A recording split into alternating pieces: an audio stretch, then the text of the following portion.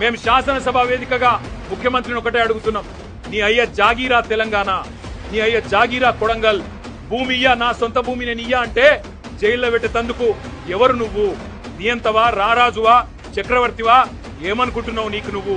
ప్రజాస్వామ్యంలో అత్యున్నత వేదిక శాసనసభ. ఆ శాసనసభలో చర్చ పెట్టమంటే దమ్ము లేక పారిపోయిన దద్దమ్మ రేవంత్ రెడ్డి. అందుకే నేను అంటా ఉన్నా, నువ్వు ఏ ప్రయత్నాలు చేసినా, ఎన్ని కుయుక్తులు పన్నినా ఆ రైతుల తరఫున కొట్లాడుతూనే ఉంటాం. ఈ రోజు ఒక రూపంలో వచ్చినాం, రేపు ఇంకో రూపంలో వస్తాం. తప్పకుండా నేను ఎండగడతాం. మొన్న ఇక్కడికి మేము నీ అదానితో నీ దోస్తీని ఎండగడుతూ టీ షర్ట్లు వేసుకొని వస్తే శాసనసభలో అడుగు పెట్టనీయలేదు.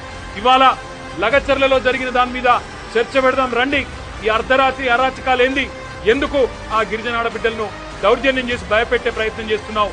మగవాళ్ళని జైలుకి పంపినావు, ఆడబిడ్డలనేమో ఇంటింటికి పోయి హింసిస్తున్నావు, బెదిరిస్తున్నావు అని అడిగితే సమాధానం చెప్పే సత్తా లేని సన్నాసి ప్రభుత్వం ఇవాళ అసెంబ్లీని వాయిదా వేసుకొని పారిపోయే ప్రయత్నం చేసింది.